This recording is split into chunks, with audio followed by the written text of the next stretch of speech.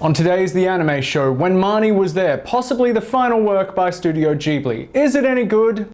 And I'll be fine on the outside. So I finally got the chance to see When Marnie Was There, and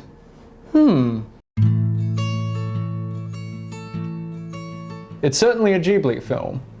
The hand-drawn animation is as eye-pleasing as ever, and with the studio's future uncertain, I'm going to savor these gorgeous Japanese countrysides for as long as I can. Marnie is the second directorial effort of Hiromasa Yonebayashi, after 2010's The Secret World of Arrietty. Yonebayashi is admittedly doing well to distinguish himself from Ghibli big guns Miyazaki and Takahata. Marnie blends in well with the Ghibli oeuvre, but manages to stand on its own as a competent film filled with a lot of heart. Based on an English children's novel by Joan G. Robinson, the story follows Anna, an adopted child afflicted with bad asthma. Anna is a talented artist but is anxious in social situations.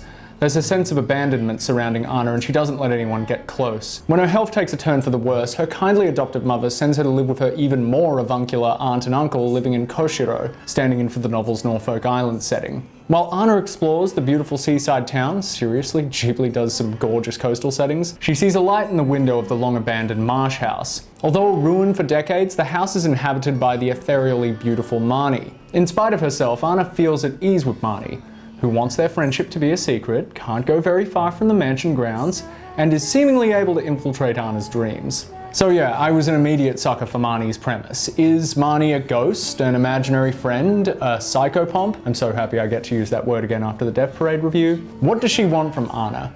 And has Anna finally found the friend she's always needed? A couple of things I love about the Ghibli movies is the lack of conventional conflict and the depiction of familial relations. As the late great Roger Ebert pointed out, if these were American movies, the parents would almost always be authoritative and antagonistic to our young protagonists' claims of seeing giant Totoros and having invisible friends. It would be easy to throw Anna to a nasty aunt and uncle who forbid her from seeing Marnie.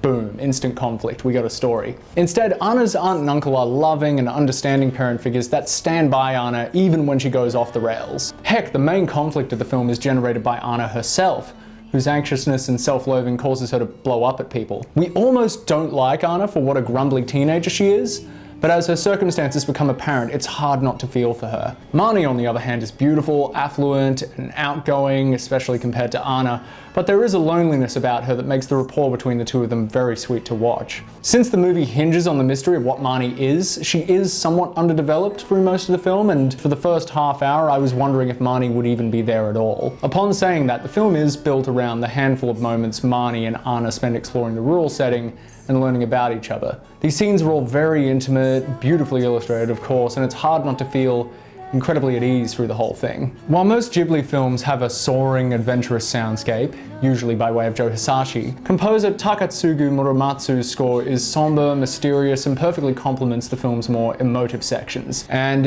yes, the final reveal of who or what Marnie is sad, beautiful, and very touching. I don't cry during movies, but let's just say that around the hour 30 mark, there was a lot of sniffling going on in the cinema. I really hope When Marnie Was There isn't the last time I see that lovely blue Totoro logo appear on a cinema screen. But if it is, When Marnie Was There has all of the heart, intrigue, and loveliness we've come to expect from such a talented studio. While there's a distinct lack of moving castles and soot sprites, When Marnie Was There is well worth checking out in cinemas if it's playing near you.